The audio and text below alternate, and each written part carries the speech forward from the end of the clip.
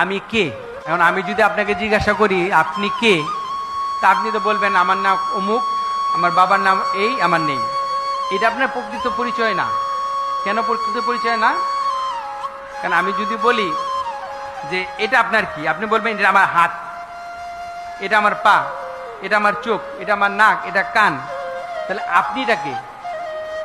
এই প্রশ্ন আমাদের জাগতে হবে প্রথমেই, অর্থাৎ ব্রহ্ম জিজ্ঞাসা।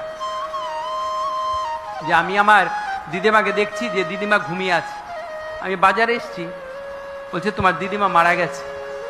তা আমি যখন ঘরে দেখছি যে দিদিমা যেরকম ঘুমিয়ে আছে সেরকম ঘুমিয়ে আছে, কিন্তু বলছে তোমার দিদিমা।